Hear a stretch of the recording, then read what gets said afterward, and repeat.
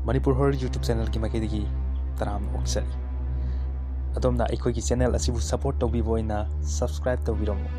Aduga subscribe tawbiromo tungda notification phangnabi damakta bell icon du click tawbiromo. Wari asibu ibrakpa Rustum Naorem. Wari asi lankhiba hingliba natragana lankhidraba kana amadaka mari lenajade wari ni puno wari ni. Aduga LOISINKHIDRABA dari asigi taresubu episode asi mayamun Taminnasi. Rosina Daras amuta ngaikoba Julie kari hai haino tumina ta taw ai taw gyang ras bike to pat khamdana Rosie do onsilai Daras hainadaba aibu kari nga amuk khamlakni thi adugi natte adudi kari gi Daras na khaliba wakal du thadu ai Daras bu munna khangi aremada nakanda haidoktuna migi thamoi kaina ba sinbigeno nakoi anigi maridu aina maram oiraga kahenba tahanbigeno Ras Rosie gi wahidu tabda masadu swai lawi mahaki pinsida thoina tana atop kana gumbi amataga nungsi mari thamna rakitri aduna Rosie na haribdu thoi makoi anigi maram dani haiba khangle adubu Ras ti Rosie gi wahidu tabda thamoi tangkhai tare kudaktuda hokibo makoi anigi wari singpul kaya aman mimang da phan chongthorakpagum Ras wakhal mang Kudimak Ras mathamoi du khamjin jaduna mat maithongda atopa mami amata utana nokmi Rasna aibu kai dokrage kana kari mari leina khrabage nangna adum hairi dupo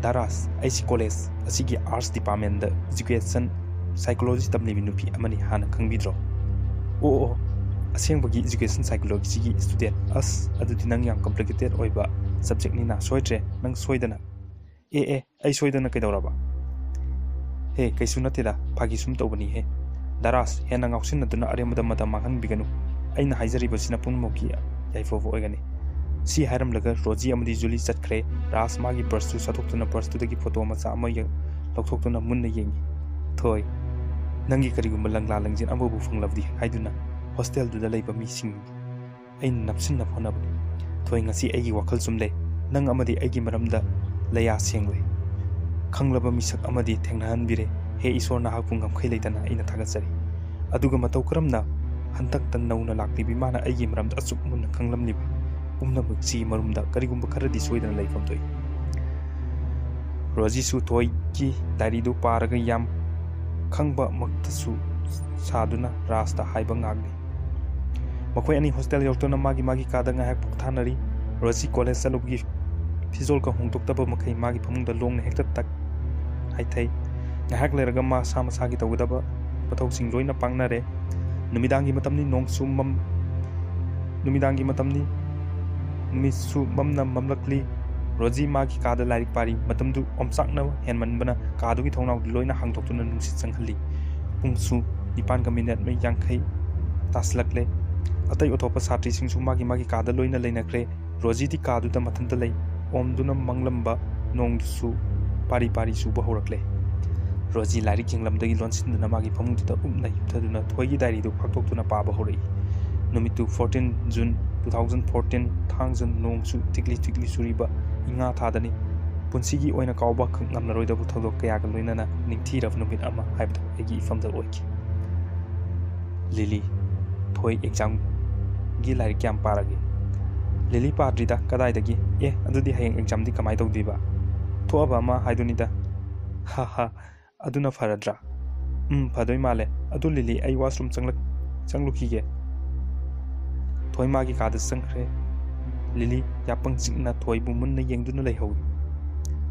Lily na nang khangani dana ngasi nangna noksaribdo maduna nangi aroiba minop soidana oihangani Romana he kaino nangna machinda murum solido masena magi lengjum ta paidona harakpuda Lily masadu ikhangkhangi je khangi he masigi nupi se faroi dauri kana bunone nangna hari sibo kana sunateda jela o chalasi makoi ani du ground floor da kumthakre Rosie na dari du phak khumjinduna masiki Lily se mina pambidre nuksi bidre khangladi tumin leirodana aino asuk yamna mi da yesan english sibo aingonda ko oiramla diba nang khangadam Rosie magi phondo metuna haipet yangda pung 8:30 chatlamme Rosie pung sidi phana thenglam ledana kaino ne ngasi sibu mai ga amata mutri sibo hoida mutabasina bu hena phareda Mai mambase wakal ka amata thokte. Kanade makadum pathage. Roji thoi gi diary do makha paba hurei. Thoi iru japlo idana mapi maron setsali. Seraksida magi thong to ko. Thoi na kanano amukusu ko tilai. Kanano hangmusu kumnakte tawrise. Masina murum sonduna thong to hangdolu bomba tamdadi mamang mukta lili leptuna leirame. Thoi ingak Lilin kari leirage nungdangsida. Ai nangi kada manungta sangba yagadra. Kaino nangna haidubo ai kada nangna sangda kedawi haige. Yam nungaire. Lao lili famsi lao. Makoi ani thoi gi phangda phamine. Ngasi nangi kada nga hak nanga phaminabse yam nungai thoi. Ado lili kari leirage. Ai nanga kari gumbo wari kharati sanningba. Tuda hekta hayu kedawge. Kedawi haige. Aduda wafam sibo aina hekta nangonda. Aikoi masal ngakni hekta hayune. Pare ai hairage. Nangna tanjasida marak pathatna roma makoi ani manaktan sanglei. Aina di kadai leikrena ama amada thirudi aduga nangdi sikasi da thoi kaidawramliba. Kaisum nateda sum laklambani. Lauchasi migi study da kaini. Hoi che lili chaning da machena hairibdu illi. Adu thoi hayeng nongma phajana saraji thoi su nomi maktu nomi Romana thoi thongga se lonsinjaro toina harle ho thoi thongga do lonsinda magi phamungda phamduna mathanda karigumba ama khanbukum tumindai ngahak leragadi thoi ngasidi nongna ga thili chumne kanade larika amta paro rasta phone tum toksi tawkige thoi harau magi phone du rasta dial toksili rasu magi pocket ta phone du vibration lakfu du satokuna hai yam tapna kumlai kaino nangna hairi tu natanda vau ta jari bro adu natanda lei bro Hojik si numidangni ibema kyam kana ngangu hairino. As yar he adu nathanda leibra haiba. Hoi leiye. Adu nang hojik kari tawrige. So kana hangthokna ba honariye. Kadai da kari gi sono hangna ba honari haisibo. Nangi ka gi thongnaugi. Ha. Thoi mamit mana sap yungna matungi thongnau da yengbada ras mapanda gi thongnau du hangdoklo duna thoi gi ka manung ga phan chongtharakle. Thoi su phone du phamung da sat thamna ras tamun yengduna ipa pakhana leptuna le. Rasu thoi tamna makong du tangsin ba horai as puri si su le ras na hairak lami thoina yengu ras utheng basita nang mafam sita kedaw laklino nang bunung si bagi thoi sor mapi holi rasu magi asot puri to lokthok tuna thoi da mun yenglai kari gi puri lokthok lino ras kaino nang ngasi mafam sita tawri basi wa ngang na matung hange tawda magi betta thengjuna thoi phamung da pumtai Ras gyan tab thoina ras gyan tab ngoksinna ba haitaba midi sum tawna ramloi ko ras na ha makon tu nikli thoina nang aina di ngoksinna de apha mini khalaga ras nang se mathong yam hukte ras na kari haiba ras as nang na tawri se ai kai tawra ba ha thoina ras adum tawnu nungtang sida nang chatkro mayam na khangraba apha bo oiroi se ras nang chatlo haiba Rasa, ai gyan taba mi nate, yang ngoksinaba mi ne. Kaino nang ai sibu masita mikupsida thengnabagi mawongda. Thoigi bet masida yaliba tawel du lawduna ras asotpa masamdu pat taitui. Ras, please say chanbiduna nang chatkro. Ras thoida amuk munna yengduna nokmi tawna. Karigumba aina chatrabadi. Ras nang sidi. Adudagi ras thoigi manakta ket phamthaduna thoida hena munna yengduna. Ras na ai nang bunungsi.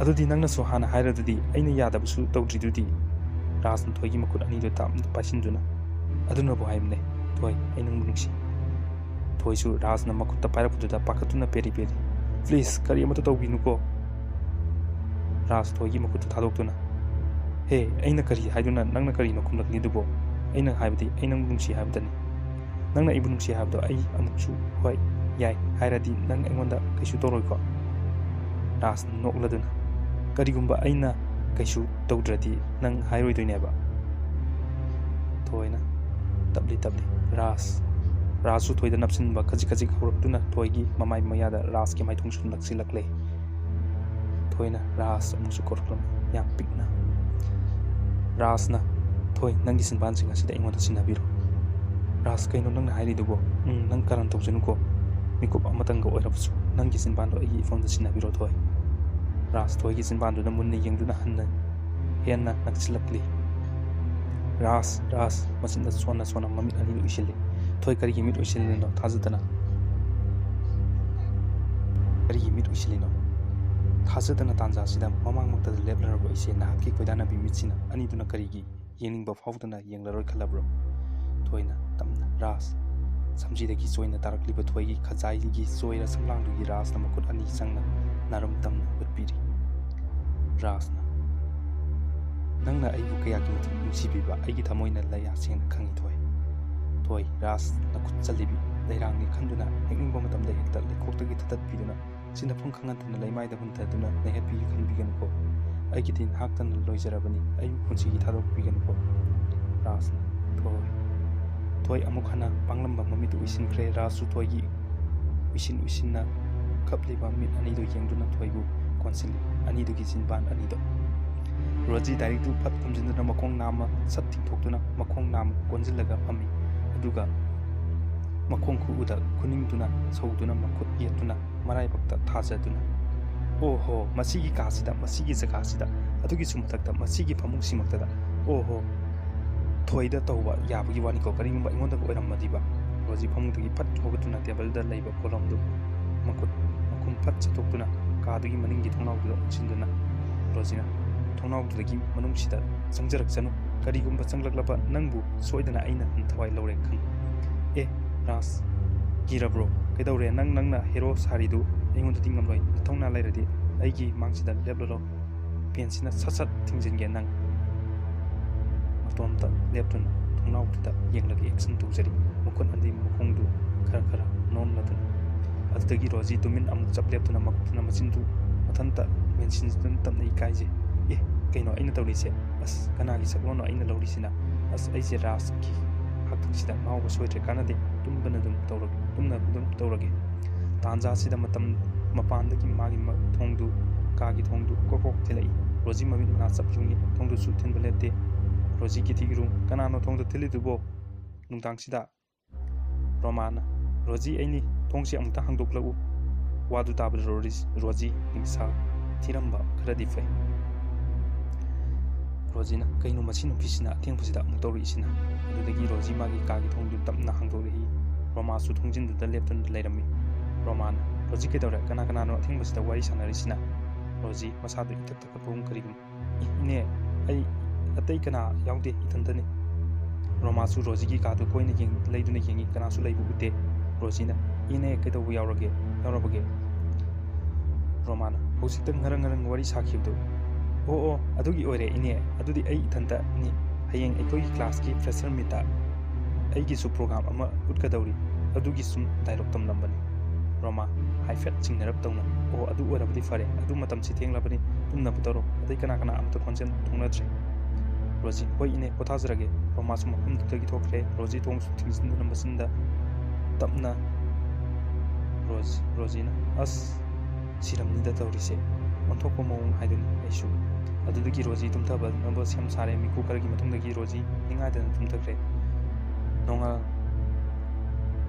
ꯄꯨꯡ 1:53 ꯇꯥꯔꯦ꯫ ꯔꯣꯖꯤꯒꯤ ꯀꯥꯒꯤ ꯊꯣꯡꯅꯥꯎꯗꯨ ꯃꯇꯣꯝꯇ ꯇꯞꯅ ꯍꯥꯡꯗꯣꯔꯛꯇꯨꯅ ꯊꯣꯡꯅꯥꯎꯗꯨꯒꯤ ꯊꯣꯡꯅꯥꯗꯨꯁꯨ ꯇꯞꯅ ꯍꯥꯏꯕ ꯍꯧꯔꯛꯏ꯫ ꯃꯄꯥꯟꯗꯒꯤ ꯂꯤꯔꯤ ꯍꯨꯝꯂꯛꯂꯤꯕ ꯅꯨꯡꯁꯤꯠꯇꯨꯅ ꯊꯣꯡꯅꯥꯎꯗꯒꯤ ꯈꯜꯂꯤꯕ ꯄꯔꯗꯥ ꯐꯤꯗꯨꯁꯨ ꯇꯞꯂꯤ ꯍꯥꯏꯕ ꯍꯧꯔꯛꯏ꯫ ꯑꯍꯤꯡꯗꯨ ꯄꯨꯝꯆꯤꯛ ꯆꯤꯛꯏ꯫ ꯃꯤ ꯀꯅꯥ ꯑꯃꯒꯤ ꯈꯣꯟꯖꯦꯜꯇ ꯅꯠꯇꯅ ꯀꯔꯤꯒꯨꯝꯕ ꯑꯃꯠꯇ ꯆꯦꯛꯃꯨꯛ ꯂꯥꯎꯕꯒꯤ ꯃꯈꯣꯟ ꯇꯥꯈꯤꯗ꯭ꯔꯦ꯫ ꯈꯨꯗꯤꯡꯃꯛ ꯀꯔꯤꯁꯨ ꯈꯪꯗꯅ ꯔꯣꯖꯤꯗꯤ ꯅꯨꯡꯉꯥꯏꯅ ꯇꯨꯝꯂꯤ꯫ ꯃꯤꯀꯨꯞꯁꯤꯃꯛꯇꯗ ꯊꯣꯡꯅꯥꯎ ꯃꯄꯥꯗꯨꯒꯤ ꯃꯄꯥꯟꯂꯣꯝꯗ ꯀꯔꯤꯒꯨꯝꯕ ꯑꯃ ꯂꯩꯕꯒꯨꯝ ꯃꯃꯤ ꯑꯃꯈꯛ ꯃꯨꯁꯤ ꯂꯩꯕꯗꯧꯅ ꯇꯧꯏ꯫ ꯊꯪꯅꯕ ꯃꯤꯀꯨꯞꯇꯗꯤ ꯃꯃꯤꯗꯨ ꯍꯦꯟꯅ ꯂꯌꯥ ꯁꯦꯡꯕ ꯍꯦꯜꯂꯛꯂꯤ꯫ ꯀꯅꯥꯒꯨꯝꯕꯤ ꯑꯃꯒꯤ ꯐꯤꯚꯝ ꯑꯣꯏꯅ ꯂꯌꯥ ꯁꯦꯡꯂꯛꯂꯤ꯫ ꯔꯣꯖꯤꯁꯨ ꯇꯨꯝꯂꯤꯕ ꯃꯥꯏꯌꯣꯟꯗꯨꯗꯒꯤ ꯊꯣꯡꯅꯥꯎꯔꯣꯝꯗ ꯌꯥꯑꯣꯟꯁꯤꯟꯗꯨꯅ ꯑꯗꯨꯃꯛ ꯇꯨꯝꯗꯨꯅ ꯂꯩꯔꯤ꯫ ꯇꯥꯟꯖꯥꯁꯤꯗ ꯉꯥꯜꯂꯝꯂꯤꯕ ꯃꯩꯗꯨ ꯃꯨꯠꯈ꯭ꯔꯦ꯫ ꯃꯇꯥꯡꯁꯤꯗ ꯉꯁꯤꯒꯤꯗꯤ 8ꯁꯨꯕ ꯏꯄꯤꯁꯣꯗ ꯂꯣꯏꯁꯤꯟꯈꯤꯗ꯭ꯔꯕ ꯗꯥꯏꯔꯤꯒꯤ ꯋꯥꯔꯤ ꯑꯁꯤ ꯃꯇꯥꯡꯁꯤꯗ ꯂꯣꯏꯁꯤꯟꯖꯔꯒꯦ꯫ ꯃꯊꯪꯒꯤ ꯏꯄꯤꯁꯣꯗ ꯉꯥꯏꯗꯨꯅ ꯂꯩꯕꯤꯔꯝꯃꯨ꯫ ꯑꯗꯨꯒ YouTube ꯆꯦꯅꯦꯜ ꯑꯁꯤꯕꯨ ꯁꯄꯣꯔꯠ ꯇꯧꯕꯤꯌꯨ ꯑꯣꯏꯅ ꯑꯃꯨꯛ ꯍꯟꯅ ꯍꯥꯏꯖꯔꯤ꯫ ꯁꯕꯁꯀ꯭ꯔꯥꯏꯕ ꯇꯧꯕꯤꯌꯨ, ꯂꯥꯏꯛ ꯀꯃꯦꯟ ꯁꯤꯌꯔ ꯇꯧꯕꯤꯌꯨ ꯍꯥꯏꯖꯔꯤ꯫ ꯃꯌꯥꯝ ꯄꯨꯝꯅꯃꯛꯄꯨ ꯑꯃꯨꯛ ꯍꯟꯅ ꯃꯅꯤꯄꯨꯔ ꯋꯥꯔꯤ YouTube ꯆꯦꯅꯦꯜꯒꯤ ꯃꯥꯏꯀꯩꯗꯒꯤ ꯈꯨꯔꯨꯝꯖꯔꯤ꯫